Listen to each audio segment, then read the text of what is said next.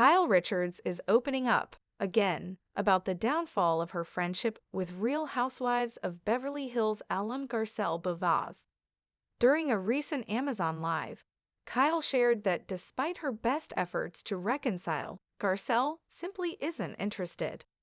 "I tried, I tried," Kyle told viewers, adding that she has no idea what caused the current freeze-out. "Whatever friendship I was happy about, I guess she didn't feel the same." If you've been watching rhobh for a while, you know the Kyle/Garcelle dynamic has always been shaky. One of their most memorable rifts came after Kyle publicly accused Garcelle of pledging a donation to her charity and not paying up, something Garcelle later explained carried damaging implications, particularly as a Black woman. Despite seemingly moving forward, it now appears the two are right back at square one. Kyle insists she's unclear on what went wrong, and from her perspective, she gave the friendship a real shot. Meanwhile, rhobh Season 14 is filming without our favorite Haitian queen, as new cast members fill the void. While some fans are excited for the shakeup, others are still mourning Garcelle's absence. Taste buds, do you wish Garcelle stuck around for one more season? A Tale of Two Housewives. The Los Angeles Sun, a relentless spotlight, beat down on the perfectly manicured lawns of Beverly Hills. Here, amidst the shimmering pools and designer boutiques, friendships were forged, tested, and sometimes irrevocably shattered under the unblinking gaze of a million television screens. Kyle Richards, a woman whose life had unfolded in front of cameras since childhood, knew this dance intimately. Her smile, often bright and inviting, sometimes carried the faint tremor of a heart that had given too much, too publicly. Across town, Garcelle Beauvais, the Haitian queen, moved with an elegance that belied the sharp wit and profound resilience she possessed. She had stepped into this gilded cage later in life, bringing with her a refreshing authenticity that both charmed and challenged the established order. Her friendships, she believed, were sacred, built on trust and mutual respect, not on manufactured drama for ratings. Their paths, inevitably, crossed on the set of The Real Housewives of Beverly Hills. From the outset, their dynamic was a fragile tightrope walk. Kyle, ever the peacemaker and the glue of the group, sought connection. Garcelle, discerning and protective of her peace, observed. There was a genuine warmth that flickered between them at times, a shared laugh, a moment of vulnerability.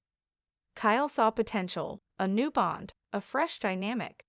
Garcelle, ever cautious, held a part of herself back, a quiet wisdom whispering of past disappointments. Then came the incident, the charity event, the public accusation. She pledged a donation, and she didn't pay up, Kyle had said, her voice carrying across the opulent room, amplified by microphones and the hungry ears of the audience. For Kyle, it might have been a careless remark, a frustration aired in the heat of the moment, perhaps even a clumsy attempt at humor. For Garcelle, it was a searing indictment, a public questioning of her integrity. As a Black woman, a public figure, the implication that she would renege on a charitable pledge was not merely embarrassing. It was a deeply damaging narrative, echoing historical stereotypes of irresponsibility and untrustworthiness.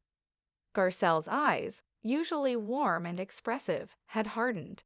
She remembered the rush of heat to her face, the sudden, suffocating weight of the room. She had explained, calmly, precisely, the misunderstanding, the administrative error, the immediate rectification. But the words, once spoken, could not be unheard. The seed of doubt, however fleeting for Kyle, had been planted in the public consciousness, and in Garcelle's heart, a tiny, almost imperceptible crack had formed. They had moved forward, as they always did on the show. Apologies were exchanged, hugs were performed, and the cameras captured what appeared to be reconciliation. But beneath the surface, the wound festered. For Kyle, it was a misunderstanding, a regrettable gaffe she had genuinely apologized for. She believed in forgiveness, in moving past things. For Garcelle, It was a profound breach of trust, a revelation of a fundamental difference in how they perceived respect and accountability. She had forgiven, yes, but she had not forgotten. The incident had shown her a side of Kyle that she couldn't easily reconcile with the friend she hoped for. In the months that followed, the cracks widened, though subtly. Kyle would reach out, a text here, an invitation there, genuinely believing she was mending fences. "Let's grab lunch, just us," she'd text, hoping to recapture the easy camaraderie they sometimes shared. Garcelle would respond, always politely, sometimes accepting, but the warmth was gone. The conversations felt less organic, more like obligations. Kyle would talk about her family, her projects, her anxieties, and Garcelle would listen, offer measured advice, but rarely reciprocate with the same depth. Kyle, in her heart, felt a growing bewilderment. "I tried," she'd tell her closest confidants, a slight frown creasing her brow. "I really did. I invited her, I checked in on her. I thought we were past it." She replayed conversations in her head, searching for the moment it all went wrong, the specific slight she might have missed. She saw herself as the one extending the olive branch, the one making the effort. From her vantage point, Garcelle had simply retreated, a wall slowly rising between them without explanation. It felt unfair, confusing. What was she missing? Why was Garcelle so distant? Garcelle, meanwhile, was fighting a different battle. The donation incident wasn't just about money. It was about the insidious nature of public perception, especially for a Black woman. It was about the exhaustion of constantly having to be on, to be perfect, to be beyond reproach, lest a single misstep be magnified and weaponized. Kyle's apology had been accepted, but the underlying lack of understanding, the casualness with which such a serious accusation was made, had never truly been addressed in a way that resonated with Garcelle's lived experience. She remembered countless small moments, a dismissive wave of the hand when she tried to explain a cultural nuance, a quick change of subject when she spoke of her struggles as a single mother, a subtle shift in conversation when she brought up issues of race. These weren't overt acts of malice, but they were cumulative. They chipped away at her willingness to be vulnerable, to invest deeply. She realized that while Kyle might try to understand, she didn't get it. And Garcelle was tired of explaining. She was tired of feeling like she had to educate, to justify, to constantly prove her worth.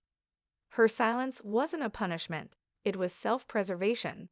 It was a quiet decision to protect her peace, to conserve her energy for relationships that felt truly reciprocal, truly understanding. She wasn't angry, not anymore. She was simply done. The well of effort had run dry. When Kyle would text, Garcelle would see it, sigh, and craft a polite, non-committal reply. She knew Kyle felt she was trying, but Garcelle felt Kyle was trying on her terms, without truly acknowledging the depth of the hurt or the systemic issues that made that hurt so profound. The public, of course, saw only the surface. Kyle's Amazon Live session became another chapter in the saga.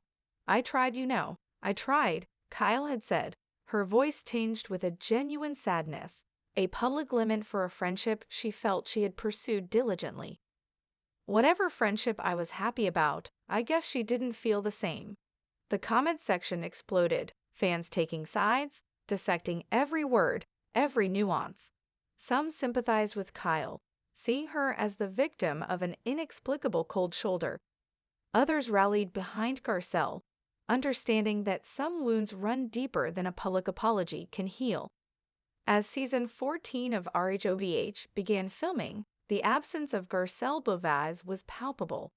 Her quick wit, her elegant clapbacks, her unwavering authenticity. They left a void that new faces, however charming, couldn't quite fill. The show, a carousel of designer clothes and manufactured drama, spun on.